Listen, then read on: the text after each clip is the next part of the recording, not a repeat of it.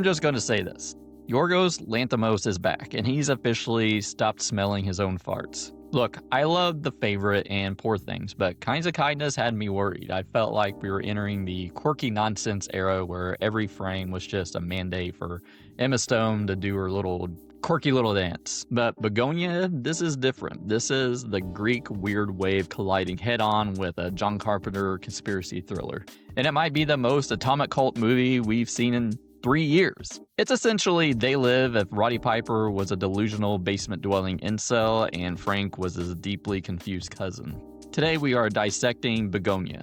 If you found out with 100% certainty that our world was being managed by a superior extraterrestrial species that was keeping us pacified just to stop us from killing each other, would you actually fight back? Or would you just thank them for the stability and go back to your Netflix queue? Let's get into it. The film wastes absolutely zero time establishing its stakes. We open on Michelle Fuller, played by Emma Stone, who is a CEO of Oxalith, a massive pharmaceutical conglomerate. She's the personification of girl boss corporate coldness, the kind of person who uses the word synergy without a hint of irony. But before we can get a handle on her corporate malfeasance, she's snatched. She's abducted by Teddy Gatz, played by Jesse Plemons, and his cousin Don, played by Lucas Don't. Now, let's talk about this casting for a second. Jesse Plemons has the incredible ability to look like a polite, Midwestern thumb while projecting the energy of a man who has a very specific, very illegal manifesto saved on a thumb drive in his freezer. He plays Teddy with a terrifyingly stuttering conviction. Teddy isn't just some random kidnapper, he's a true believer. He's convinced that Michelle isn't human. To him, she is an Andromedan, a malignant alien species that has infiltrated the highest rungs of human society to turn us into numb, subservient cattle while they systematically wipe out our honeybees. The setup here is a masterclass in tension. They take Michelle to a remote basement, and this is where Lanthimos leans hard into the body horror adjacent vibes.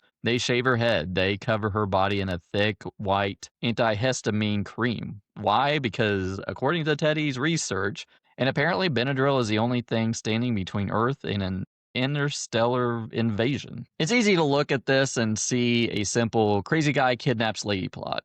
But the screenplay by Will Tracy, who gave us the menu, is doing something much smarter. It's using the conspiracy theorist archetype to explore the desperation of the disenfranchised. Teddy's mother, Sandy, is in a coma because of the Oxalith drug trial. Teddy can't handle the reality that his mother is just a victim of corporate negligence and bad luck. He needs it to be aliens, because if it's aliens, there's a logic. If it's aliens, there's a monster he can punch. Now let's do a deep dive into the Andromedan lore that Teddy provides, because it's a brilliant bit of world building through the lens of madness. Teddy claims that Andromedans are killing the bees.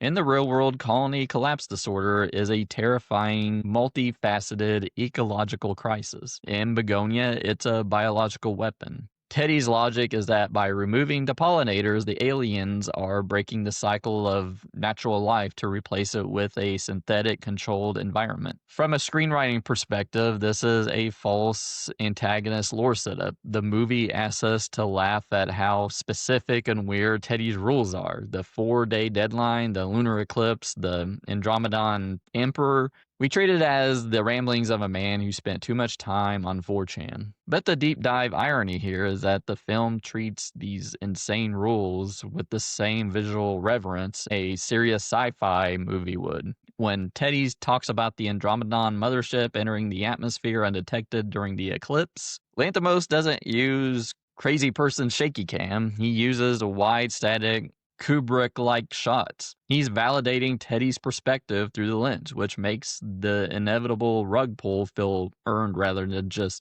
a gotcha moment. Back in the basement, things go from weird to genuinely distressing. Teddy starts using electric shock tests on Michelle. He's looking for a reaction, but Emma Stone plays Michelle with this icy, almost robotic resilience. And this is the brilliant pivot. Teddy sees her high pain tolerance not as a sign of shock or strength, but as proof of her royal Andromedan blood. He's so deep in the rabbit hole that every piece of evidence to the contrary is just advanced alien cloaking. He eventually decides that since she's royalty, she deserves a seat at the table. And we get this incredibly tense dinner scene that feels like the Texas Chainsaw Massacre edited by a New Yorker. It's awkward, it's polite, it's bubbling with violence.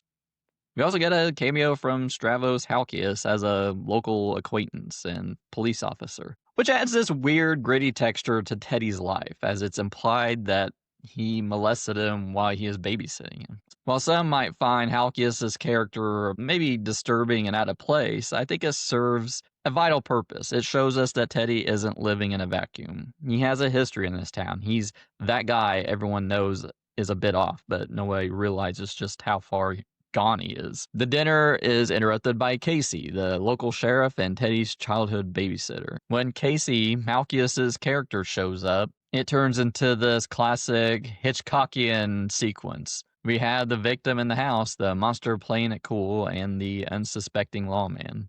Don, the cousin, with a heartbreakingly wide-eyed innocence, knocks Michelle out with the shotgun stock, while Teddy leads Casey to the backyard to show off his apiary. And yes, the man who thinks aliens are killing the bees is a beekeeper. It's a beautiful character beat.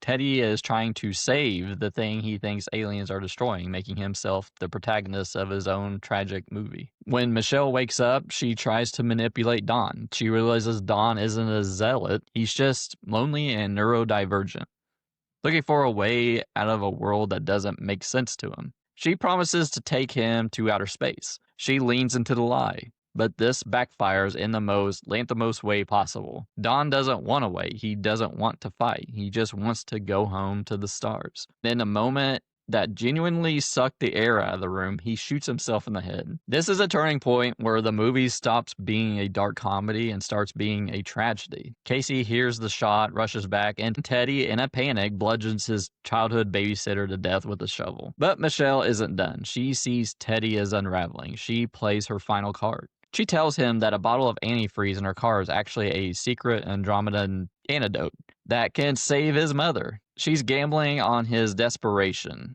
Teddy, now a double murderer, dislocates Michelle's kneecap just to make sure she doesn't go anywhere and races to the hospital. He injects the antifreeze directly into his mom's IV. He thinks he's saving her. He thinks he's the hero of a sci-fi epic. Instead, he's just a man murdering his mother in a fluorescent hospital room while the monitors flatline. While Teddy is busy destroying his last link to humanity, Michelle is back in the basement, unchaining herself. And this is where she and we discover the true scale of Teddy's madness. She finds jars of human body parts. She finds a binder full of photos of other Andromedans he's tested. Teddy isn't a guy who stumbled onto a conspiracy. He's a serial killer who built a mythology to justify his urges. Or is he? Because Michelle stands there looking at the evidence of his crimes.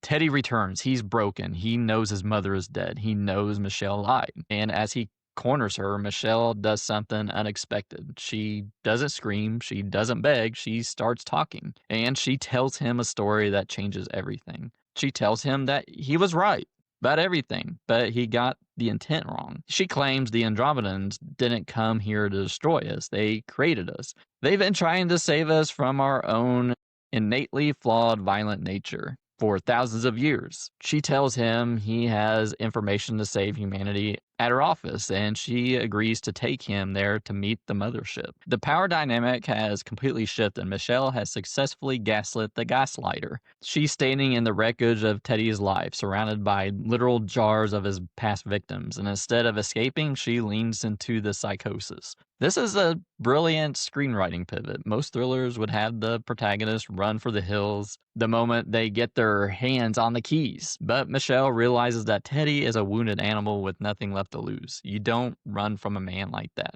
You lead him. She convinces him to drive to the Oxalith headquarters, promising him a face-to-face meeting with the Andromedan High Command. But Teddy has one final surprise. He's not just going for a chat, he's wearing a homemade suicide vest. Jesse Plemons plays this scene with a quiet, devastating tremor. He's a man who has accepted his own death because he believes it's the only way to make his life matter. He thinks he's the protagonist of a cosmic rebellion, finally taking the fight to the ivory tower of the alien overlords. Michelle leads him to her private executive suite, points to the walk-in closet, tells him it's not a closet, it's a localized wormhole, a teleporter that will take him directly to the mothership. So we think it's no teleporter. We know she's trying to get him into a confined space before the vest goes off or the police can arrive. Teddy, desperate for validation he sought his entire life, steps inside. He looks at her with this heartbreaking mix of fear and gratitude, and then boom, the vest detonates. The explosion is contained but massive. It blows out the window, shreds the office, and knocks Michelle unconscious with Teddy's severed head. In any other movie, this is where the credits would roll and the final girl survives the monster. The corporate CEO is humbled, and the cycle of violence ends with a tragic, fiery punctuation mark. But Michelle wakes up in an ambulance. The sirens are wailing, and the real world has asserted its authority. And then Lanthimos decides to pull the ultimate atomic cult move. Michelle, battered and bruised, jumps out of the moving ambulance. She stumbles back into the skeletal remains of her office. She walks past the charred remains of the closet, and then she doesn't look at the closet. She enters it. The screen doesn't go black. Instead, we get a visual transition that feels like a kaleidoscope made of chrome and starlight. Michelle isn't in an office anymore. She's on the bridge of a ship that looks like it was designed by a minimalist god. She's standing among entities that look just like her, cold, efficient, and fundamentally other. The twist isn't just that Teddy was right, it's that he was horribly right for the wrong reasons. Michelle isn't a human being who was abducted. She is the genuine Andromedan leader. She consults with her colleagues, and the dialogue here is chillingly bureaucratic. They aren't talking about war or conquest. They're talking about an experiment. They've been observing humanity's innately flawed, violent nature for millennia, trying to nudge us towards something better, something more like bees. Michelle looks at a holographic display of Earth, and guys, it's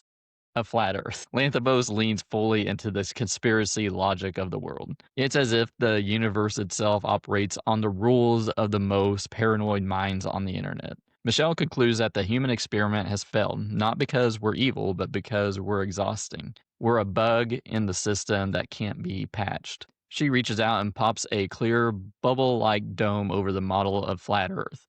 It's such a simple and delicate gesture. Instantly, every human being on the planet drops dead.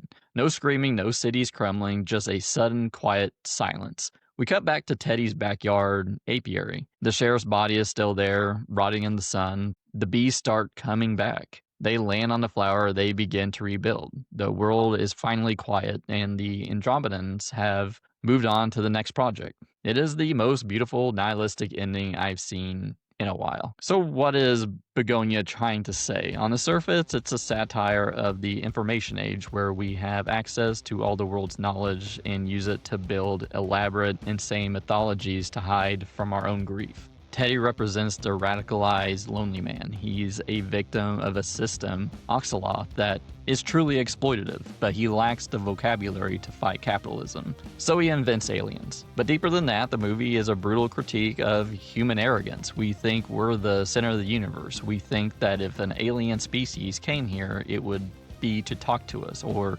enslave us, or save us. Lanthimos suggests that to a truly superior being, we're just a messy science project that went off the rails. We're not the protagonists of the story. We're the mold growing in the corner of the lab that eventually has to be bleached away. There's also a fascinating layer regarding performance. Throughout the movie, Michelle is performing humanity. She's performing the CEO, the victim, and eventually the savior. Emma Stone's performance is a nesting doll of deceptions, even when she's being tortured. She's calculating. It makes you realize that the Andromedan nature isn't just about being from another planet, it's about a lack of empathy. In that sense, is there really any difference between a cold corporate executive and a literal alien? The movie suggests that the answer is a resounding no. I wanted to love this, but I had to be absolutely haunted by it. Bugonia is like drinking a glass of vintage champagne that someone has dissolved a handful of aspirin into. It's sophisticated, it's bubbly, it leaves a bitter, medicinal aftertaste that lingers in the back of your throat for days. This is Lanthimos returning to his dogtooth roots, but with a budget of a blockbuster and a cynical wit of a man who has seen too many Twitter threads about the deep state. Jesse Plemons and Emma Stone have a chemistry that can only be described as predatory respect. They are two titans of the craft playing a game of chess where the board is a basement floor covered in histamine cream. If Poor Things was a maximalist fairy tale about discovery, Bugonia is a minimalist horror story about the end of the world. It's art house they live for a generation that has forgotten how to tell the difference between a truth and a take. It's mean, it's weird, it's arguably the best thing the Greek weird waves have ever exported. I'm giving Bugonia 4.5 out of 5 stars. I think it's a masterpiece of discomfort that will make you look at your local beekeeper with a very specific, very justified sense of dread. Now that you've seen Andromedan Solution, do you think they're the villains, or is Michelle Fuller just the ultimate CEO, finally downsizing the most inefficient workforce in the galaxy? Let me know in the comments if you think the human experiment is worth saving, or if you're ready for the bubble dome. If you enjoyed this breakdown, do me a favor and hit that like button. It helps the algorithm realize we aren't actually aliens trying to subvert the platform. And if you want more deep dives into the weird, the wired, and the wonderful, just subscribe to Atomic Cult Media. We've got a lot more horror and sci-fi coming your way. And remember, stay curious and stay articulate. And for the love of God, check your car for antifreeze before you make any life-changing decisions. Sub to the cult, and I'll see you in the next one.